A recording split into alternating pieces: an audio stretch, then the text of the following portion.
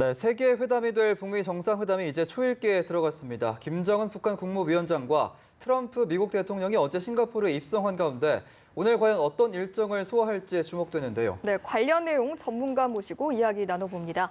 김열수 한국군사문제연구원 안보전략실장, 신범철 아산정책연구원 안보통일센터장 모셨습니다. 어서 오세요. 어서 오십시오. 네, 안녕하세요. 네, 이제 세계 회담, 북미 정상회담 내일이면 열리게 되는데요. 먼저 두 분이 좀 어떤 심경으로 좀 지켜보고 계신지 실장님부터 좀 짧게 말씀 부탁드리겠습니다. 엊그제 남간표 우리 청와대 국가안보실 제2차장이 싱가포르 나가면서 공항에서 기자들한테 한 말이 있습니다. 수험생의 기분으로 기다리고 있다. 그래서 이제 할 일은 다 했기 때문에 기다리고 있는데 결국은 이제 북미 정상회담이 잘 되기를 수험생 입장에서 기다리는, 저도 꼭 마찬가지 입장입니다. 예, 어떻습니까? 저는 수험생보다는 조금 더 적극적으로 해야 된다고 생각하는데 아무튼 조마조마합니다. 이게 사실 이제 내일 트럼프 대통령과 김정은 위원장이 정말 전략적인 결단을 내려준다면 우리 한반도의 지속 가능한 평화가 드디어 찾아올 그러한 계기가 마련되는데, 그런 것을 조금 모호하게 한다거나 다음으로 미루거나 그러면 다시 원점에서 새 출발하는 느낌으로 다음 정상회담을 기다려야 되거든요. 그렇기 때문에 내일 역사적인 결단이 이루어지기를 조마조마한 마음으로 기다리고 있습니다. 알겠습니다. 일단 제 주변도 그렇고요. 많은 분들이 이제 내일이 북미 정상회담인데 왜 이틀 전인 어제 두 정상들이 입국을 했는가에 대해서 좀 궁금해하는 분들이 많더라고요. 이 배경에 대해서 좀 짚어주실까요? 두 가지 측면이 있다고 생각합니다. 먼저 형식의 측면이죠. 이게 미국이나 북한 어느 일방에서 하는 것이 아니라 제3국인 싱가포르에서 하는 정상회담이니까 그 호스트 국가 싱가포르과의 정상회담을 갖는 것이 일반적인 어떻게 보면 외교적 관례라고 볼 수 있습니다. 그렇기 때문에 오늘 미국 같은 경우에는 정상회담을 하고 있고 북한 같은 경우에는 어제 큰 정상회담이 아니라 접견 정도로 이렇게 일정을 잡은 거죠. 그리고 나머지 시간은 두 번째 이유 준비라고 봐야겠죠. 그러니까 내일 워낙 중요한 회담이 예정되어 있기 때문에 현지에서 지금 최선희 부상과 성킴 대사가 계속해서 협상을 하고 있는 거로 알고 있는데, 그거에 대한 보고를 받고 최종적인 의사결정을 내리는 준비를 하고 있다, 그렇게 생각합니다. 그렇기 때문에 이틀 먼저 왔다라고 말씀해 주셨고, 이제 두 정상이 오늘 일정을 보면 트럼프 대통령 같은 경우에는 리시앤룽 총리와의 회담 이후에는 별다른 일정이 없는 상태고, 또 김정은 위원장 같은 경우에도 별다른 일정은 없고 준비를 하고 할 것으로 예측이 되고 있거든요. 그래서 이제 두 정상이 내일 회담을 앞두고 깜짝 만남이 이루어지지 않을까라는 기대감도 좀 나오고 있는데, 이 가능성은 얼마나 보세요? 여러 사람들이 그렇게 생각할 수 있겠죠. 또 아마 지금 그쪽에 가 있는 전 세계의 언론인들이 한 3,000명 정도 되니까 그 사람들이 아마 조금이라도 이상이 있으면 거기에다가 아마 지금 온 촉각을 곤두세우고 있을 텐데요. 가능성이 없지는 않지만 오히려 저는 가능성이 많다기보다는 좀 작다라고 생각을 합니다. 내일 이제 9시에 그것도 특이하잖아요. 사실 현지 시간으로 9시에 정상회담을 하는 것은 굉장히 드문 경우거든요. 일부러 이제 미국 시간에 맞춰가지고 9시에 하는데 그 시간까지 더 발표를 다 해놨는데, 아무리 이제 거리가 한 500m 남짓해서 만나려고 하면 10분 후에 만난다고 하지만 아마 트럼프 대통령은 오늘 일정 다 소화하고 나면 현지 시간으로 한 3시 정도 될 겁니다. 그러면은 최종적으로 자기네들이 모여서 회담 최종 조율하고 성김 대사하고 최선희 부상하고의 그 만남의 결과 그거 보고받고 그런 준비를 하지 않겠는가. 그래서 이틀 먼저 온 것이 의미가 있으려고 하면 그것이 오히려 의미가 있지. 깜짝 이벤트를 통해 가지고 전 세계에 다시 한 번 더 주목을 받는 것보다는 오히려 준비 시간을 더 가질 것 같다는 생각은 합니다. 센터장님도 같은 전망이십니까? 그렇습니다. 트럼프 대통령의 스타일을 보면 어떻게 보면 쇼맨십, 비즈니스를 잘 아는 사람으로 보입니다. 그러면은 자기가 가장 중심에 있고 화려한 스포트라이트를 받을 때는 내일 아침 9시 현지 시각으로 김정은 위원장을 만날 때다. 오늘 미리 만나서 그게 공개가 되면 내일 아침에 만나는 장면의 그 가치가 떨어질 수밖에 없기 때문에 아마 내일 만날 거라고 생각합니다. 사실 이제 어제는 그 김정은 위원장이 도착해가지고 리센룽 싱가포르 총리 한 30분 동안 이스타나에 가서 예방을 했잖아요. 그리고 또 오늘 이제 지금 현지 시간으로 낮에 한 2~3시간 정도 같이 오찬도 하면서 이제 거의 실무급 정상회담이라고 할 정도로 예. 미국과 싱가포르 정상회담을 하는데 만일 이 두 개가 없다라고 하면 오늘 저녁에 그러니까 싱가포르 총리가 두 양 정상을 초청해서 만찬을 베푸는 그렇게 해서 이제 깜짝 이벤트가 뭐 될 수도 있는 그런 것을 저는 상상을 했었는데 사실상 뭐 예. 어제는 어제대로 끝났고 오늘은 오늘대로 예. 예정이 돼 있기 때문에 그래서 그 가능성은 오히려 더 줄어들었다 이런 생각은 해요. 예, 알겠습니다. 저희가 좀 흥미롭게 보였던 점이 북한 매체에서 이제 오늘 새벽부터 북미 회담에 대한 보도를 좀 시작을 했는데 기존의 보도와는 좀 다르게 정상회담 의제부터 뭐 전용기까지 굉장히 세세하게 보도를 했더라고요. 좀 이런 보도의 기조가 달라진 모습 어떻게 해석을 할 수 있을까요? 뭐 기본적으로 김정은 위원장의 달라진 스타일이라고 볼 수 있겠습니다. 예. 이게 정상회담을 이렇게 공개를 하고 과거에 없던 방식으로 이렇게 적극적으로 홍보를 하고 거기다가 중국 비행기를 타는 모습까지도 그대로 사진에 이렇게 예. 그것도 노동신문 일면에 이렇게 노출을 했다는 것은 예. 있는 그대로를 한번 보여줘라 그렇게 지시가 내린 것 같습니다.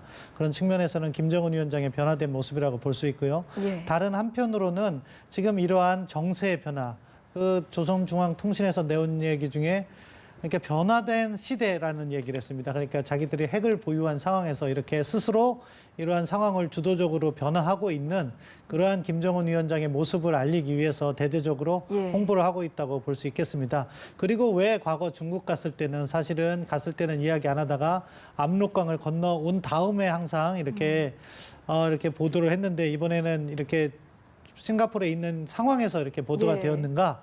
그 부분은 이미 2주 전에 6월 12일 날 정상회담을 한다는 점을 노동신문에서 밝혔습니다. 그러니까 그걸 굳이 감출 필요가 없는 거죠. 이렇게 변화된 몇 가지 모습이 다 김정은 위원장의 결단이 아닐까 그렇게 생각합니다. 예. 네, 알겠습니다. 김정은 위원장의 변화된 모습을 얘기해 주셨는데 김 위원장 같은 경우에는 이제 우리나라와 중국을 제외하고는 첫 사실상 해외 방문이라서 이 부분도 좀 많이 주목이 됐고 그래서인지 보안과 경호가 좀 상당히 삼엄했고 일반적으로 이제 정상이 공항에 도착하면 그 영상부터 나가기 마련인데 사진만 공개가 됐어요. 우선 이제 질문을 한 서너 개로 나눌 수 있을 텐데 너무 많아서 제일 마지막 예. 것만 우선 답변을 드리면 예. 이게 그 스틸하고 이제 동영상하고의 차이인데요. 예. 동영상을 하게 되면 실수가 있을 수 있잖아요. 이게 가감없이 그냥 나가버릴 수 있거든요. 그런데 이제 스틸로 사진을 찍어버리면 그거는 이제 불필요한 것을 다 빼고 내보낼 수 있으니까 아마 제가 볼 때는 이제 김정은 위원 북한 측에서 요청을 했기 때문에 그렇게 내보냈다라고 저는 생각을 해요. 그리고 기본적으로 이 김정은 위원장 스스로가 이제는 자신도 그러니까 뭐 언둔의 그런 국가에서 정상적인 국가로 언둔의 지도자에서 뭐 정상적인 국가의 지도자로 탈바꿈하고 있는 그런 모습들을 여러 가지로 보여주고 있죠. 그게 이제 우리 그 신 박사님께서 말씀하신 것처럼 김정은 위원장이 뭐 싱가포르에 도착하는 그 모습까지 예. 노동신문 일면은 출발하는 모습이 이면은 이제 싱가포르에 도착하는 모습을 이제 세세하게 냈거든요. 그럼에도 불구하고 여전히 북한스럽다는 생각은 들어요. 그게 무슨 얘기냐면 뭐 비행기 어제만 어찌됐든 뭐 하여간 세대가 떠났잖아요. 수송기 하나 가고 그다음에 747기 하나 가고 그다음에 참내 떠났는데 예. 그걸 무슨 뭐 007 특급 작전 하듯이 뭐 한다고 그러지만 요새 그 민간 그냥 순수 민간인 NGO 단체들도 이 비행기가 어디로 가고 이제 다 알아요. 예. 그러니까 여전히 북한스럽다는 생각은 들고요. 경호하는 모습도 보면 사실상 경호라고 하는 것이 누가 경호하는지 몰라야 되는 거잖아요. 그렇잖아요. 예. 누가 경호하는지. 우리나라 대통령께서 어디 움직이실 때 경호원들 하는 모습들, 미국 대통령이 움직일 때 미국 경호원들이 하는 모습하고 북한 경호원들이 하는 모습하고 보면 아직은 정상국가로 움직이려고 하긴 하는데 보여주려고 하는 것이 오히려 더 많지 실질적인 경호가 되겠는가 저렇게 해서 그런 부분들은 여전히 좀 아쉬움으로 남아요. 그래서 정상국가로 빨리 갔으면 좋겠다는 생각은 듭니다. 네, 여전히 좀 폐쇄적인 모습을 보인 것 같은데 또 반면에 리시엔룽 싱가포르 총리와의 만남 때는 또 페이스북 라이브에서 또 환하게 웃고 또 여유 있는 모습을 보여줬어요. 그건요. 예. 그 저기 위에 그 우리 어제도 신 박사하고 그 얘기를 했는데 위에 이렇게 보면 프라임 미니스터 그 뉴스인가 뭐 이렇게 돼 있잖아요. 그죠? 예. 그러니까 이게 정상적으로 아마 우리나라 얘기 청와대에서 하면은 그 전속하는 사람들이 있어서 사진 기자든 또는 동영상 촬영하는 사람이든 그 사람들이 촬영해내면 굉장히 깨끗하고 선명하고 흔들리지 않고 이렇게 나오거든요. 그런데 아마 어제 그 화면을 최초로 이렇게 보신 분들은 화면도 흔들리고 예. 이게 뭐 제대로 안 잡히고 뭐 좀 굉장히 어수선하고 그런 모습들을 아마 보셨을 텐데 그게 그만큼은 이제 그 이스타나에서 그런 행사들 하는 것이 뭐 많지 않으니까 그리고 이제 그걸 무슨 전문적인 뭐 기자들이나 또는 뭐 이렇게 카메라맨들한테 허용해 준 것이 아니고 총리실 자체에서 페이스북으로 내보내는 거기 때문에 결국은 그런 정도의 질, 그 정도밖에 나오지 않았다. 뭐 이렇게 환하게 웃는 모습은 뭐 별도이긴 하지만 예. 전체적으로 보면 좀 그렇죠. 네. 알겠습니다. 어쨌든 총리와의 만남부터도 그렇고 이제 김정은 위원장 그리고 트럼프 대통령의 행보 하나하나가 좀 주목이 되고 있는 상황인데 역시나 좀 전용기 항공기 이야기를 다시 해보지 않을 수가 없습니다. 어떤 항공기에 탔을 것인가가 좀 주목을 받았는데 중국의 고위급 항공기를 탑승한 것을 두고 어떤 체면보다는 안전을 택한 게 아니냐 이런 해석도 있었거든요. 어떻게 보셨습니까? 예, 뭐 그렇게 볼 수밖에 없는 상황이죠. 예. 왜냐하면은 김정은 위원장의 참매 1호가 그렇게 장거리 비행을 해본 경험이 없고 예. 일단 낙후된 노후 기종이기 때문에 안전성에 있어서는 뭐 약간 의문이 제기됐던 거고요. 예. 물론 뭐 안전 항속거리 안에는 들어가지만 그럼에도 불구하고 안전 문제가 제기될 수 있다는 점에서 김정은 위원장이 보다 검증된 중국 고위급의 비행기를 임차하기로 이렇게 결심을 한 것 같습니다. 예. 그러한 측면이고요. 또 다른 측면에서는 이것을 만약에 보여준다고 하는 것은 북한과 중국 간의 관계가 복원됐다. 이런 점도 시사를 하는 거죠. 그런 부분에 있어서는 북한이 쉽게 양보하지 않는다는 그러한 모습도 그렇게 보여줄 수 있고 예. 아무튼 협상 전략 차원이나 또는 자신의 안전 문제나 여러 가지를 고려해서 중국 비행기를 이렇게 선택한 거로 생각하고요. 또 북한 주민들에게도 그 모습을 노동신문 1면을 통해서 보여준다는 것은 예. 이러한 상황 변화를 자기가 주도하고 있고 뭐 이게 지금 당장은 뭐 중국 비행기를 타지만 그런 것은 별 문제되지 않는다. 어떻게 보면 자연스럽게 이런 문제에 접근하고 있다고 생각합니다. 예, 알겠습니다. 알겠습니다. 여러 가지 분석이 가능한데 이제 누가 동행했는지 이 부분도 참 관심사입니다. 북한의 경우에는 이제 리수용 노동당 부위원장, 김영철 통전부장, 또 리용호 외무상, 노광철 인민무력상까지 등장을 했습니다. 이렇게 좀 면면을 보면 좀 철저하게 준비해서 왔다 이렇게 봐야 될까요? 예, 그렇죠. 지금 말씀하신 것처럼 당정군 다 동원했거든요. 예. 그래서 뭐 지금 현재 이 김정은 위원장을 대신해서 북한을 지금 관리 통치하고 있는 사람은 어떻게 보면 거기 채용의 2인자죠. 그 예. 사람을 남겨놓고 나머지는 뭐 다 데려갔다고 해도 과언이 아닌데 일단은 이제 뭐 김영철 같은 경우는 통전부장이긴 하지만 전체적으로 이 회담이 지금까지 올 수 있는데 결정적인 역할을 한 사람이기 때문에 그 사람이 오는 거고요. 예. 나머지는 이제 비핵화와 관련된 사람들이니까 그 사람들은 이제 결국은 외무부 사람들일 거잖아요. 예. 예. 그렇기 때문에 당 국제부장, 그다음에 외교부 장관이죠. 우리말로 하면 외무상. 그다음에 이제 거기에 따르는 뭐 최선희도 그렇고 그다음에 최강희도 그렇고 그 사람들이 이제 같이 따라올 수밖에 없었던 거고요. 예.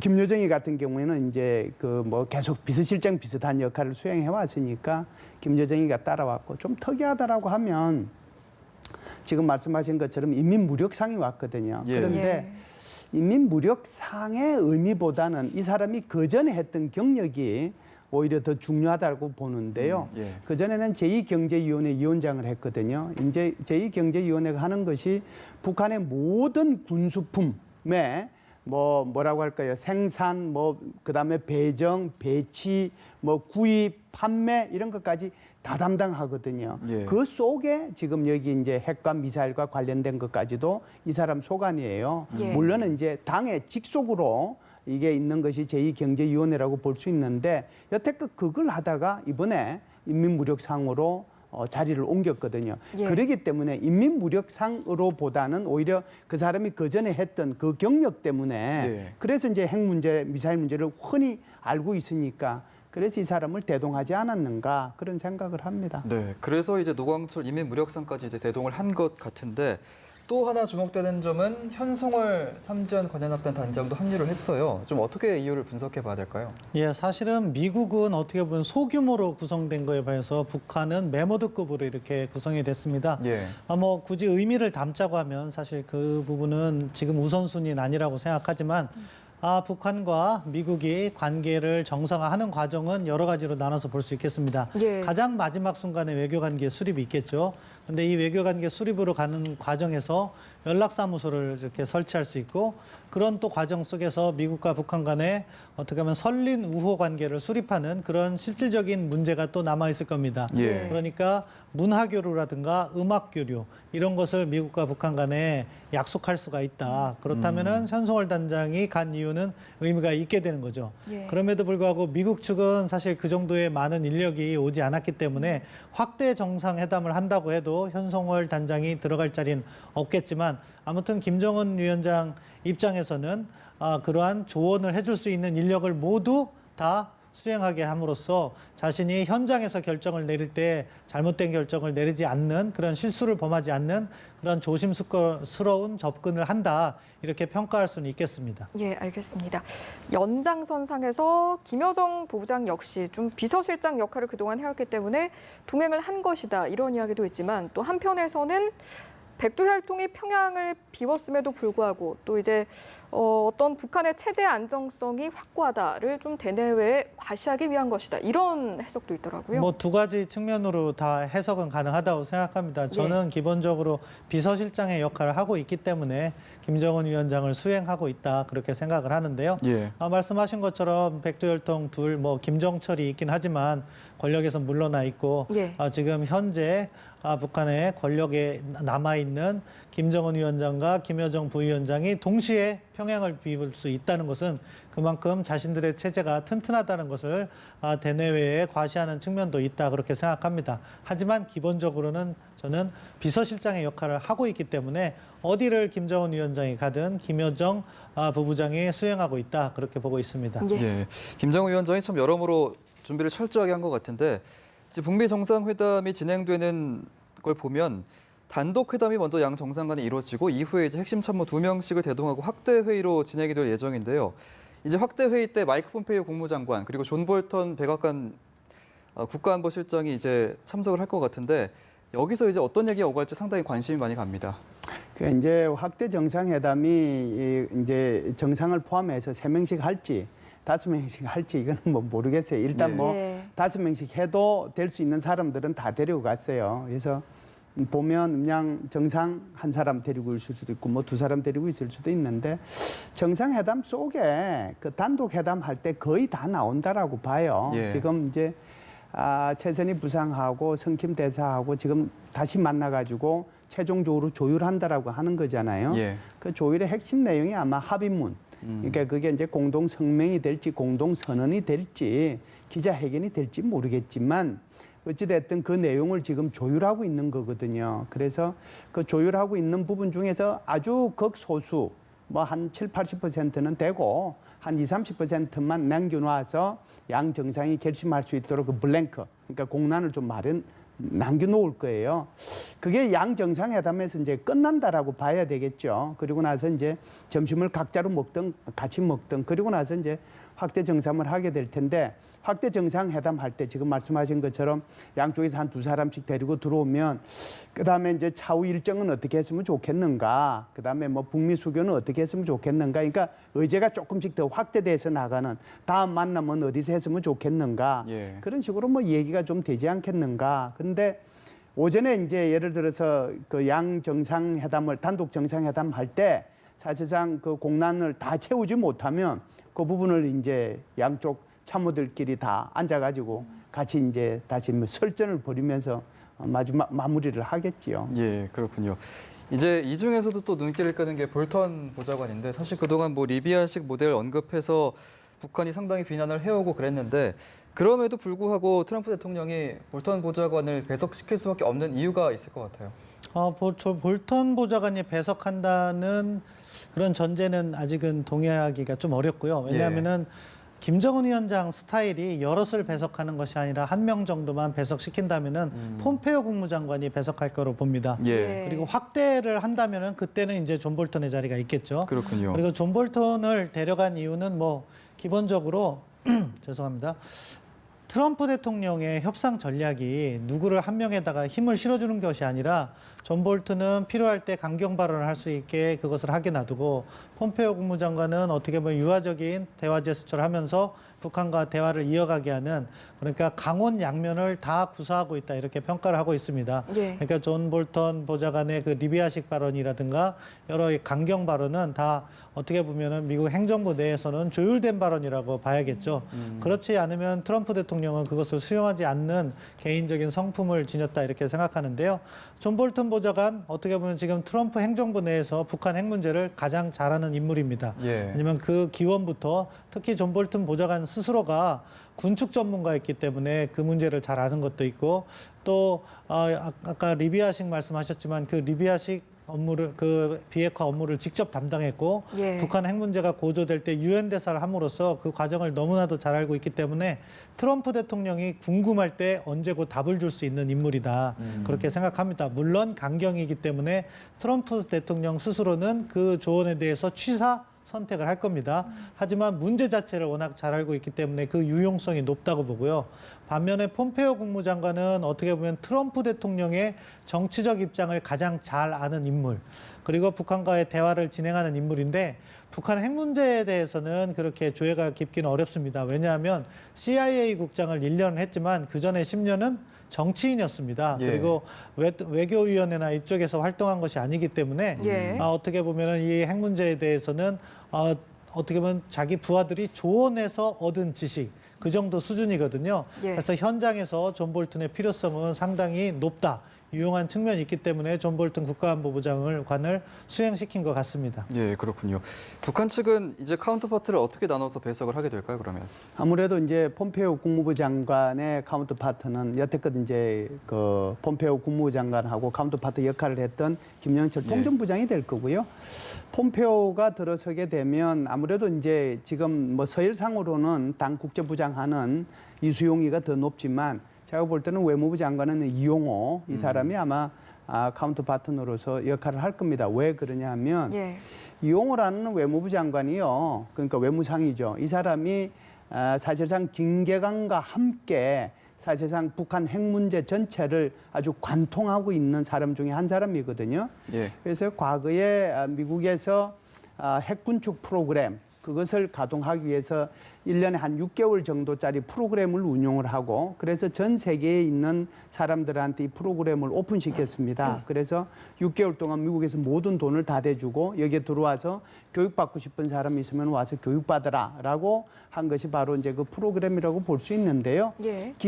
김계관이라고 하는 사람이 거기 가서 이제 그 프로그램을 받아가지고 나중에 이제 육자회담에 나섰던 사람이고요. 예. 이용호도 그에 못지않게 북한 핵 문제에 대해서 정통성을 갖고 있기 때문에 아마 설전이 벌어지게 되면 우리 이제 신 박사님 말씀하신 것처럼 그 볼턴하고 이용호 사이에 그 아마 불꽃 튀는 그런 아마 설전이 벌어질 수 있을 거다 이렇게 볼 수 있죠. 예, 그렇군요. 알겠습니다.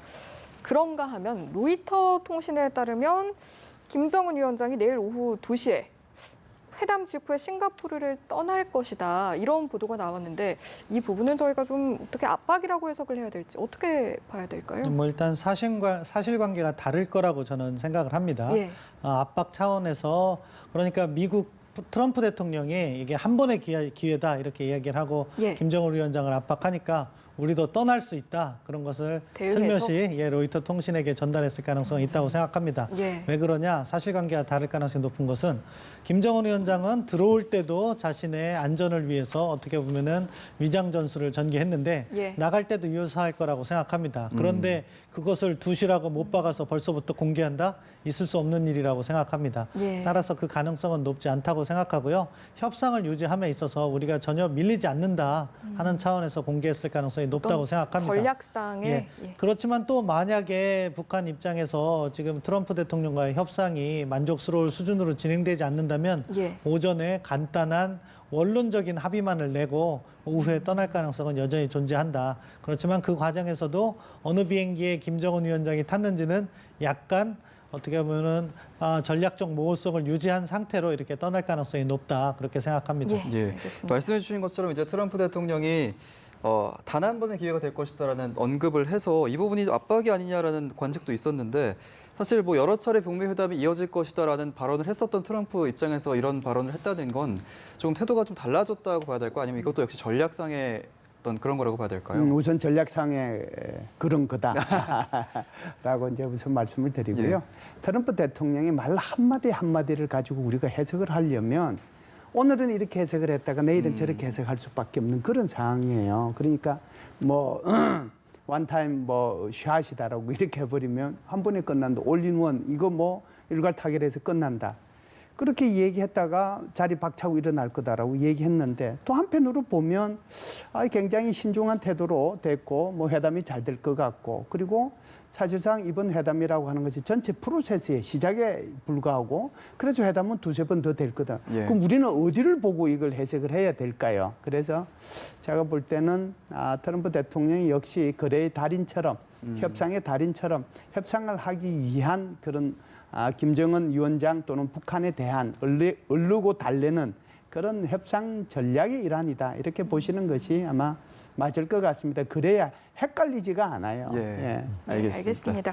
저희가 이제 본격적인 의제 이야기를 좀 나눠보면 최선희 부상 그리고 성김대사 오전 10시부터 실무 협상을 진행 중이라고 합니다. 하지만 사실 이에 앞서서 이미 6차례나 판문점에서 또 회담을 가진 바가 있는데 이렇게 정상회담 전날까지 실무 협상을 이어가는 게 좀 의제 조율이 쉽지 않다라는 뜻으로 해석을 해야 할지. 예, 뭐 의제 조율이 쉽지 않은 것 같습니다. 실무 협상은 사실 정상회담 전까지 하는 경우 많습니다. 왜냐하면은 어떤 국가 이익이 대척점에 있어서 팽팽한 협상을 할 때는 늘 그렇습니다. 우리도 정상회담을 해보면 저도 뭐 외교부에 있을 때 뭐 제가 직접 정상회담이나 뭐 이런 걸 준비하지 않았지만 관련 회의에는 참여해 봤는데 마지막 순간까지 조율을 합니다. 단어 하나의 위치까지도 최후의 순간까지 조율하는 것이 정상회담이기 때문에 그런 면에서는 자연스러운 것일 수도 있다 그렇게 보는데요. 그런데 밖으로 들리는 다른 이야기들이 이제 종합적으로 평가를 해보면 아직 김정은 위원장이 전략적 결단 안 내렸다. 그러니까 소위 말해서 미국이 어떻게 보면 그 출발점이라고 볼 수 있는 CVID 완전하고 검증 가능하고 불가역적인 비핵화를 아직 수용을 하지 않은 것 같습니다. 그럼 만약에 미국으로서는 이란 핵 합의를 파기하고서는 북한 핵 문제에 접근을 하고 있는데 CVID까지 포함되지 않은 그런 합의문을 낸다는 것은 어떻게 보면 정치적으로 자살행위나 마찬가지거든요. 그러니까 그것은 반드시 받아내야 되는데 북측에서 그것을 주고 있지 않다. 그러니까 지금 협상이 난항을 겪고 있는 거라고 봐야겠죠. 그래서 지금 아마 성김대사와 최선희 그 부상은 자기 나름대로의 그런 우선순위를 쭉 가지고서는 서로에게 카드를 전할 겁니다. 미국으로서는 첫 번째가 CVID인 거죠. 북한이 CVID에 약속을 해라. 그것을 합의문이면 합의문에 명기를 하자. 이렇게 이야기할 것이고 그것을 만약에 북한이 수용한다면 뭐 북한은 반대로 체제 보장에 대해서 조금 더 구체적인 방식을 포함해서 이야기하라. 그러면은 외교관계 수립이라든가 종전 선언이라든가 그밖에 한미 뭐 연합군사훈련 중단이나 이런 걸 요구를 할 겁니다. 그럼 미국은 다시 거기에서 한 발짝 더 나가서 그럼 이 CVID를 이행할 수 있는 구체적인 행동을 담자. 그렇게 하면서 북한이 가지고 있는 핵무기나 핵물질을 우선적으로 빼내는 요즘 뭐 프론트 로딩이라고 해서 많이 이야기가 회자되고 있는데 그런 방식을 넣자. 또는 북한 전역에 대한 조건 없는 사찰 부분도 넣자. 그리고 최종 단계를 한 2년 정도로 하자. 그럼으로써 북한이 진정성 있게 비핵화를 하겠다는 것을 약속해 달라. 그러면은 이제 북한 측에서는 거기에 상당하는 조건을 또 제시를 할 겁니다. 제재를 해제해 달라.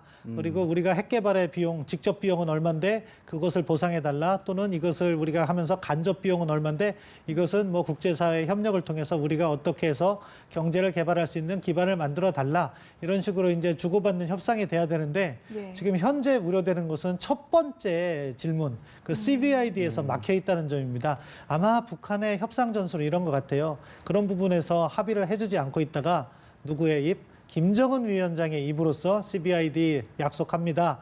이렇게 하면은 마치 큰 선물을 준 것처럼 이 협상이 진행될 수가 있기 때문에 그런 방식으로 접근을 할 것이고 트럼프 대통령도 뭐 1분 만에 알 수 있다 이렇게 얘기한 것이 예. 만나서 단도직입적으로 이야기할 것 같습니다. 김정은 위원장 CBID 받을 건지 안 받을 건지 이야기해달라. 예. 만약에 안 받는다고 하거나 말을 돌린다면 트럼프 대통령의 성격상 차고 나올 가능성도 있다. 그래서 제가 처음에 조심조심 예. 조마조마하다고 말씀드린 건데요. 예. 그러한 협상이 지금 실무진 차원에서는 보다 많은 시나리오와 구체적인 워딩까지 이렇게 논의가 되는 것이고요. 가장 중요한 부분은 어떻게 공란으로 처리돼서 내일 정상회담으로 넘어갈 가능성도 존재한다고 생각합니다. 예, CVID에 있어서 좀 난항을 겪을 것이다 이렇게 말씀을 해주셨는데 실장님께서는 좀 현재 어느 선까지 의제 조율이 됐고 또 어느 선까지 오늘 좀 의제 조율이 될 것으로 예상을 하시는지요? 그 수험생이 이제 기다리는 건 이런 거잖아요. 내가 공부한 만큼 나왔으면 좋겠다. 내가 공부한 데서 많이 나왔으면 좋겠다. 그거잖아요.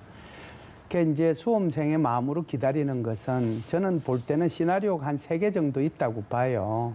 그래서 내일 정말 오전에 회담이 끝날 수도 있고요. 예. 내일 오전 회담, 오후 회담, 확대 정상회담까지 가서 오후 회담까지 끝날 수도 있고 또 이제 세 번째 시나리오는 뭐 일이 잘 돼서 저녁에 만찬도 같이 하고 13일 날 오전까지 이제 하는 그런 세 가지의 시나리오가 있다라고 볼 수 있는데 아마 수험생의 입장에서 보면 제가 볼 때는 두 번째 시나리오 그러니까 내일 오전 오후까지 정상회담을 하고 만찬하는 요게 딱 수험생이 기다리는 생각이라고 봐요. 그러면은 굉장히 회담이 잘 된 거잖아요. 그렇게 되면 13일 날 우리 대통령 오시라고 그래서 같이 남북미 종전선언하는 회담. 이렇게 하면은 이게 수험생 딱 서울대학교 들어갈 수 있는 점수예요. 예. 점수인데 지금은 이제 고민하고 있는 것이 우리 신 박사님께서 말씀하셨다시피 결국 제일 문제가 되는 게 여기 CBID거든요. 예. 그러면 결국 김정은 위원장이 이것을 받아주느냐 안 받아주느냐의 문제인데요. 예. 다른 거는 제가 볼 때는 CBID 중에서 다 됐다라고 봐요. 그러니까 완전한 C 할 때요. 완전한 것은 우리 4.27 회담할 때 완전한 비핵화에서 나왔잖아요. 예. 그다음에 검증 가능한 이 말은요. 2005년도 9.19 공동성명서에 포함이 돼 있어요. 예. 그리고 비핵화. 그러면은 CVID 중에서 안 돼 있는 게 I만 안 돼 있는 거지 않습니까? 그러니까 되돌이킬 수 없는 이거거든요. 그러면은 제가 볼 때는 CVID를 요 용어를 그대로 쓰지는 않을 겁니다. 제가 볼 때는. 예. 그러면 이 용어를 안 받아들이면 회담은 내일 오전으로 끝나요. 예. 저는 이 용어 받아들일 거라고 보는데 받아들이는 방법이 다르다는 거죠. 이것을 검증 가능하고 되돌이킬 수 없는 이런 표현을 쓰는 것이 아니라 CBID를 한국말로 이렇게 표현해낼 수 있는, 그러니까 서술하는 거죠. 예. 영어로 서술해내는 거죠. 그래서 서술해내서 읽어보면 아 이게 CBID구나 하는 정도로 그 정도로 지금 하기 위한 막판 협상을 벌이고 있지 않는가. 그래서 이게 돼야 내일 이제 모든 것이 뭐 순조롭게 가는데 이거 안 되면은 뭐 체제 보장이든 경제적 보장이든 뭐 비핵화 선언이 종전 선언은 아무것도 안 되는 거거든요. 그래서 공란은 안겨놓는데 어느 정도 언질은 받는 정도로까지 오늘 협상은 마무리되지 않겠는가. 긍정적으로 보면. 그래서 내일 딱 시작할 때 막 정말 김정은 위원장이 통 크게 정말 뭐 결단을 내려서 합시다. 이렇게 되면은 이제 일사천리로 정말 두 번째 시나리오로 가는 거고 우리 대통령께서도 한 번 가시는 거고 예. 뭐 그러는 건데 한번 기다려 봐야 될 것 같습니다. 결국은 김정은 위원장의 결단에 달려 있지 않은가 이렇게 봅니다. 예. 알겠습니다. 말씀해 주신 것처럼 이제 결국 관전 포인트 이제 CBID에서 I가 이제 불가역적인 걸 북한이 받아들일 것이냐 이 부분이 될 것 같고요. 이제 마지막 질문인데요. 공동 합의문 발표 가능성은 어떻게 얼마나 보세요? 뭐 의미 있는 정상회담인 만큼 공동 합의문 나올 가능성 높다고 생각합니다. 그 합의문의 정도가 우리가 기대하는 수준인지 아니면은 북한은 CBID를 그냥 원론적으로 밝히고 미국도 체제 보장을 원론적으로 하는 수준인지 이제 그 정도가 중요하다고 생각하지 공동 합의문은 나올 것이다 그렇게 생각하고요. 예. 아무튼 이제 단계가 지금 한 번에 이 문제를 풀어보고자 했지만 그런 단계는 지나간 것 같습니다. 그러니까 어느 정도 낮은 수준의 합의문이 나올 가능성이 높고 예. 그 대신 그 합의문에 이제 뒤를 기약하는 내용이 담아 있겠죠. 그래서 구체적인 내용은 뭐 실문지를 구성해서 협의하기로 한다. 또 그리고 특정 시점, 뭐 다음 달이 될지 8월이 될지 해서 2차 정상회담을 어디에서 개최한다. 이 정도로 이렇게 나올 가능성이 가장 높다고 생각하고요. 예. 근데 저도 개인적인 바람은 거기에서 한 단계 넘어가서 예. 정말 김정은 위원장이 우리 문재인 대통령께 밝혔다는 그런 완변한 비핵화 의사를 그냥 트럼프 대통령에게도 밝히고 진전을 좀 나가서 사실 실무진에서는 많이 준비됐을 거라고 생각합니다. 왜냐? 폼페오 국무장관이 밝힌 바가 있어요. 그러니까 우리라는 여기에서 미국입니다. 예. 미국이 북한에 원하는 것들과 북한이 미국에 원하는 것들의 리스트는 다 알고 있다, 이제. 그렇기 때문에 결단만 있으면 그것을 맞춰 놓기만 되기 때문에 충분히 내일 아주 수준 높은 합의문도 나올 수 있다고 생각합니다. 이제 그런 수준의 결단을 내려주길 희망합니다. 예. 네, 알겠습니다. 네, 아무쪼록 좋은 결과가 있기를 저희도 기대하면서 오늘 말씀 여기까지 듣겠습니다. 두 분 고맙습니다. 고맙습니다.